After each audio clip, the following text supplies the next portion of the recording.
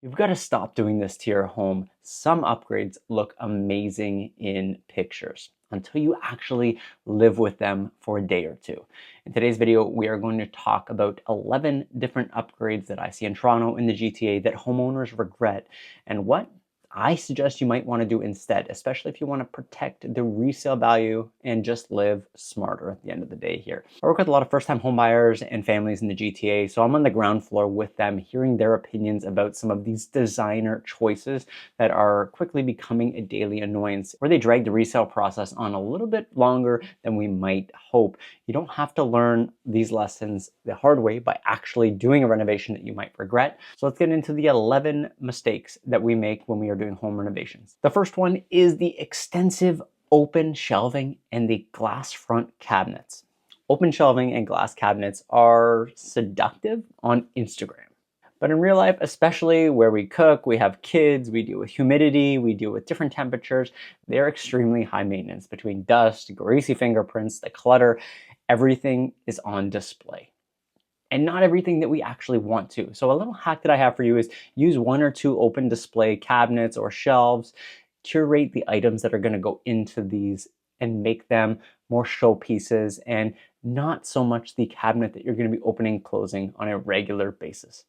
Now, the second mistake we see often is the overdone open concept floor plans. Open floor plans, yes, they're still a thing. They're still popular, but buyers and families often find them too chaotic. In smaller homes, especially, if you open the door and you can see from front to back and you can see that whole house and it's not overwhelmingly large, it means that it might look a little bit smaller than you might actually think. It means noise is going to travel. There's not a lot of privacy.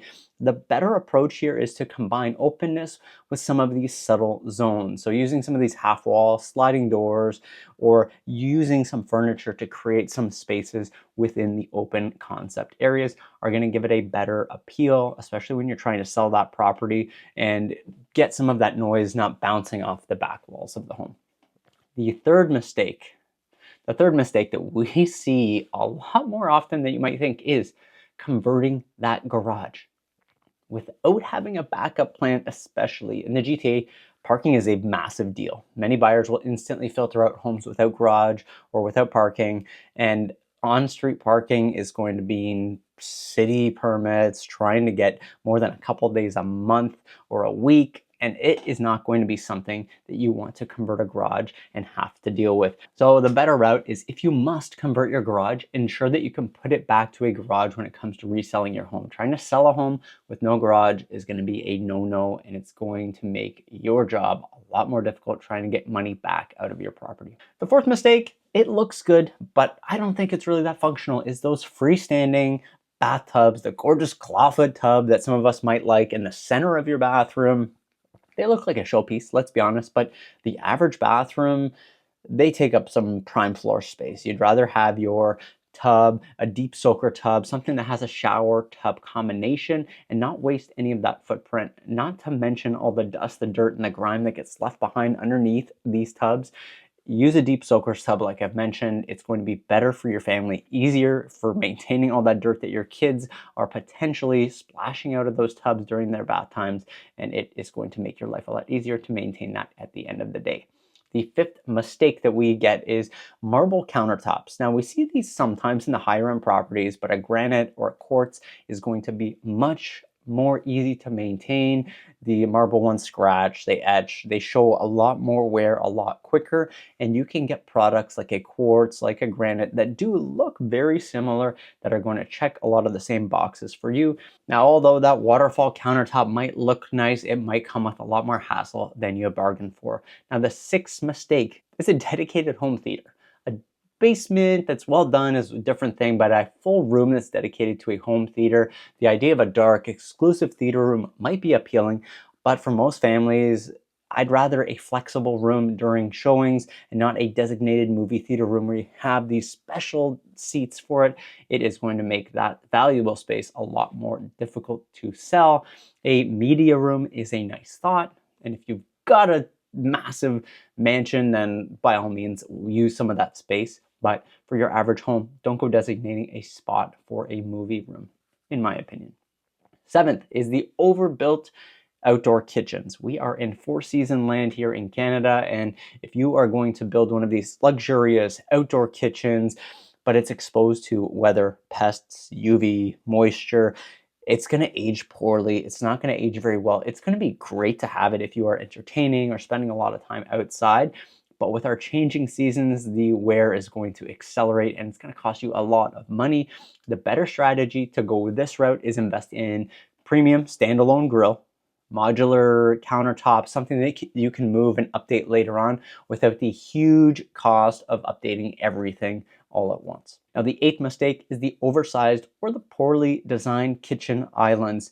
Too big of an island becomes an obstacle. We might like the way they look in the pictures. They look beautiful. It's just amazing to look at a nice big island in a massive kitchen, but they chip, they restrict seating, and they cost a lot more money. So if you are going to go ahead and put an island, make sure you don't go too big. Make sure you have clearance all the way around so people don't feel like they are really just tight in your space. Don't make a bigger island than is necessary, but if you are going to go and put an island, just make sure you put the electrical on there as well. That is a feature that we get a lot of buyers looking for when they are eyeing those kitchen islands.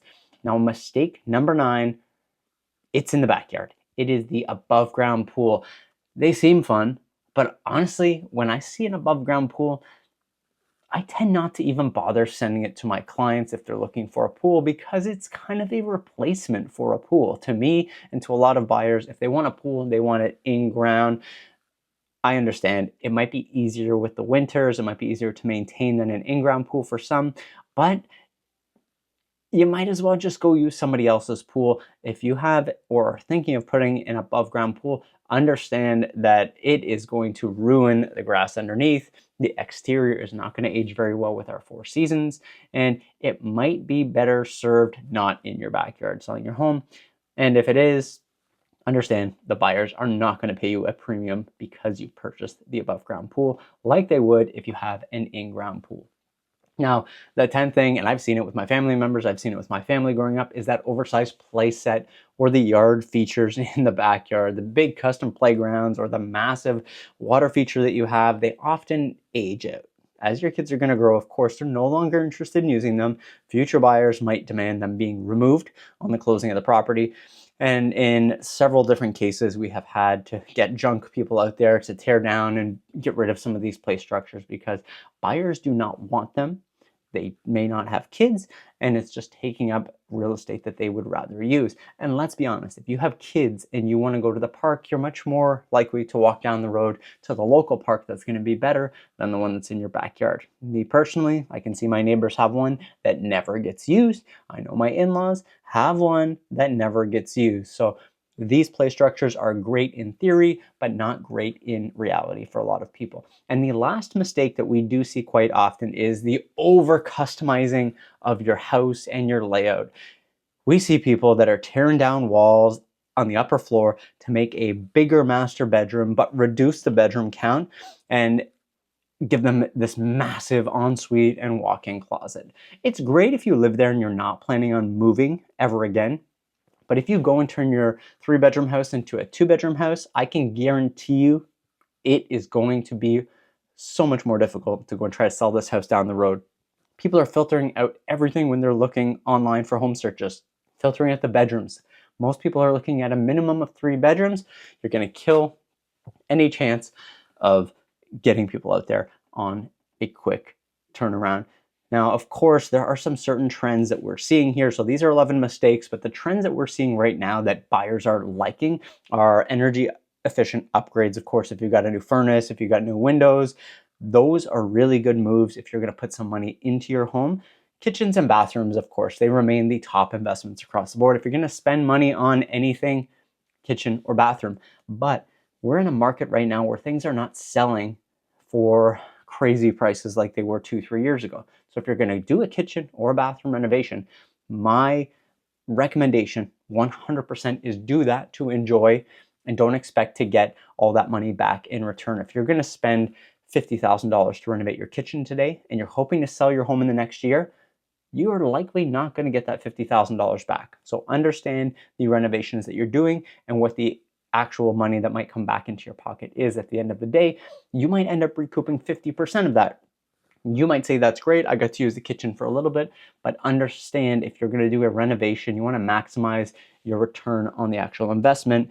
And you might want to reach out to somebody like myself, figure out what that's going to cost versus what the homes that have the upgraded kitchens are actually selling for before you go ahead and do one of these massive renovations.